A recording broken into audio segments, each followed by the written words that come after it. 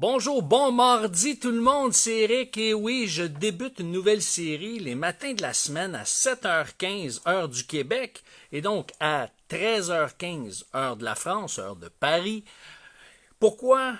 Pour parler d'intelligence genrée. Et oui, qu'est-ce que ça mange en hiver, l'intelligence genrée? Eh bien, tout simplement que ça parle des distinctions entre les hommes et les femmes. Donc, on a le genre féminin, le genre masculin, et la recherche s'est penchée sur les distinctions qu'on retrouve, règle générale, entre les hommes et les femmes. Évidemment, il n'y a personne qui répond à 100% des critères ou à 100% de ce que les recherches ont pu découvrir, mais il reste que néanmoins, il y a des généralités qui s'attachent, des généralités qui correspondent aux hommes, des généralités qui correspondent aux femmes. Donc, il se peut dans ce que je communique que ça vous rejoint à 75, 80, 85% et parfait.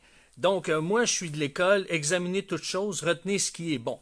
Et aujourd'hui, ce que j'aimerais traiter dans cette courte capsule, c'est que c'est facile à comprendre une femme lorsqu'on détient la clé. Alors, avant d'entrer dans le vif du sujet, pourquoi je porte un nœud papillon?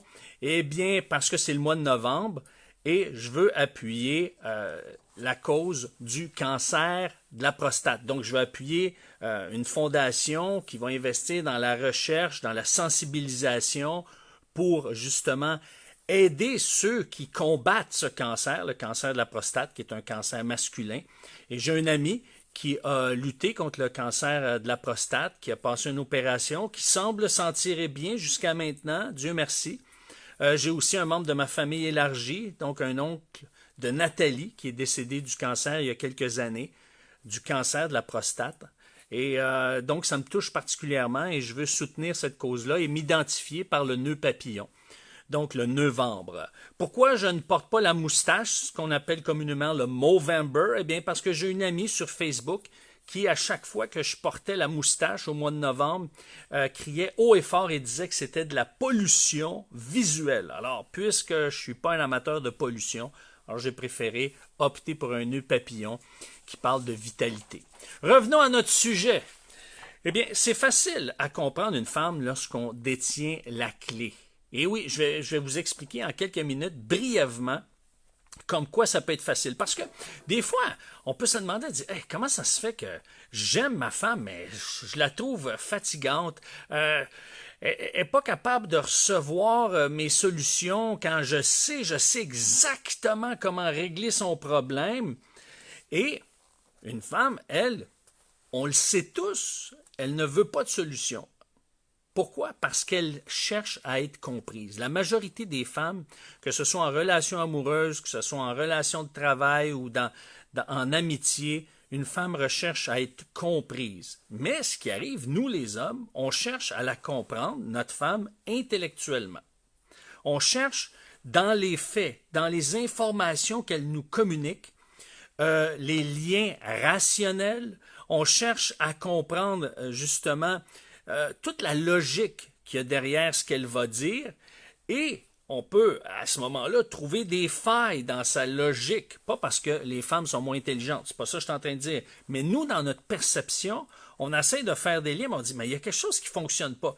Et là, ce que ça nous amène, c'est à mettre l'accent sur des mauvaises pistes. Et c'est là que ça peut amener soit des tensions, soit ouvrir une dispute, ou soit refermer le cœur de notre conjointe parce qu'elle ne se sent pas comprise. Et pourtant, on est capable de tout redire ce qu'elle nous a confié.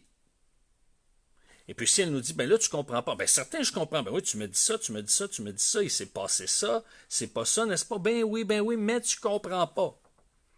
Et puis là, nous, on recherche rationnellement, parce que nous, les hommes, quand on parle souvent, c'est pour donner de l'information, c'est pour ajouter une valeur à ce qui s'est discuté, mais c'est pas dans notre réflexe premier de parler en langage émotionnel. On l'apprend, on le développe, et il y a des hommes qui sont, disons, qui ont développé davantage cet art-là, mais c'est pas un réflexe inné, je pourrais dire. Nous, ce qu'on est appelé, la clé en d'autres mots, c'est justement de trouver l'émotion qu'elle véhicule au travers tout le discours. Il y a un discours qu'elle véhicule, mais il y a une émotion. Il y a une émotion qui se cache. C'est un peu comme ce qu'elle dit, c'est un emballage, mais ce n'est pas le cadeau. La surprise qu'elle veut qu'on découvre, c'est pas que l'emballage est bleu, rouge, jaune, qu'on est capable de dire oui, oui, oui, il y a un chou sur le dessus. Non, c'est ce qu'il y a dans la boîte. Et ce qu'il y a dans la boîte, c'est l'émotion. Alors, je vous donne un exemple bien concret. Elle commence à vous raconter une situation. Bon, ça peut être un malaise physique, ça peut être un malaise relationnel. Puis là, elle dit « Ah, je sais pas quoi faire. » Le réflexe d'un homme, ça va être quoi? Si c'est un malaise physique, c'est « Ben, appelle ton médecin. » Si, par exemple, elle ne sait pas quoi faire, ben, appelle ta collègue. Elle ne sait pas quoi faire au bureau, ben, appelle ta collègue. Si, admettons, c'est un malaise relationnel, ah, je ne sais pas quoi faire, ben, je t'avais dit de couper les liens. Voyez-vous, c'est au niveau de l'information, c'est au niveau des faits, c'est au niveau factuel, rationnel. Mais ce qu'elle veut communiquer quand elle dit « je ne sais pas quoi faire », eh bien, c'est qu'elle veut vous mentionner qu'elle se sent désespérée. Elle ne voit pas d'issue. Elle a perdu espoir.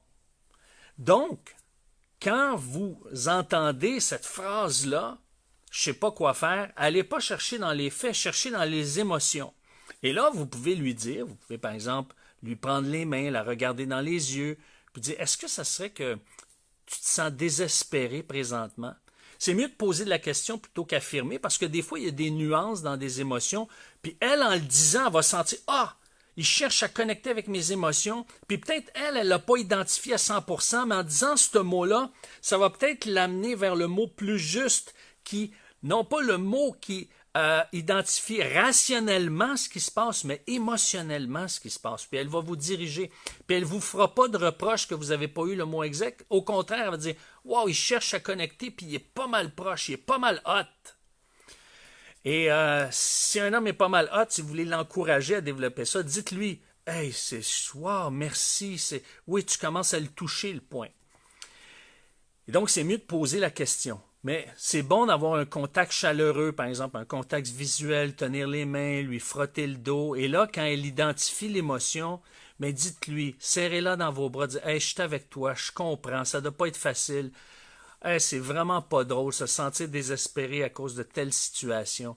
Et là, laissez-la parler. Parce qu'une femme, elle, a besoin de parler sans se sentir interrompu parce qu'il y a un fil d'idées qui déboule. Puis en parlant, il y a comme des connexions qui se font d'une phrase à l'autre, d'un segment à l'autre. Donc, interrompez pas votre femme lorsqu'elle s'ouvre le cœur.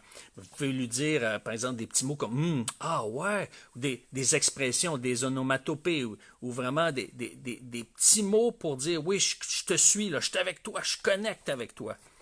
Et de chercher à identifier l'émotion qui est derrière sa communication. Et ça va faire toute la différence. Alors, moi, je vous offre un accompagnement gratuit de 45 minutes pour vous aider à décoder justement ces phrases mystérieuses, pour apprendre à faire le lien, à traduire une phrase en langage émotionnel. Qu'est-ce qu'une phrase que vous entendez, messieurs, veut dire en langage émotionnel féminin? Alors, je vous offre 45 minutes gratuits. Vous avez juste à écrire à Éric Lantier, @marsvenuscoaching.com. C'est Éric Lantier, @marsvenuscoaching.com. Demain, mesdames et messieurs, de quoi je parle? Eh bien, demain, je vais parler à mesdames. Aujourd'hui, j'ai parlé à messieurs. C'est important de comprendre le langage émotionnel des femmes. Mais demain, je vais parler aux femmes, parce que souvent, nous les hommes, on a l'impression que vous voulez nous changer. Et nous, comment on le perçoit? Ah, elle ne m'accepte pas comme je suis. Et pour moi, être accepté pour un homme, être accepté comme il est, c'est extrêmement important. Mais maintenant, messieurs, ne lancez pas la pierre à vos femmes ou sur vos femmes, parce que la motivation de vos femmes, c'est d'améliorer. les femmes en général, ce sont des comités d'amélioration. Ils aiment améliorer leur environnement, ils aiment améliorer tout ce qui est autour d'elles. Donc, ça, c'est dans leur ADN. Maintenant, comment on compose avec ça? Comment vous pouvez composer avec le fait que les hommes n'aiment pas sentir que vous voulez les changer? Ben, j'en parle demain, 7h15, sur cette page. Et pour ceux qui sont en Europe, eh bien, c'est 13h15. Sur ce, eh bien, je vous dis bon mardi, bonne journée et ciao!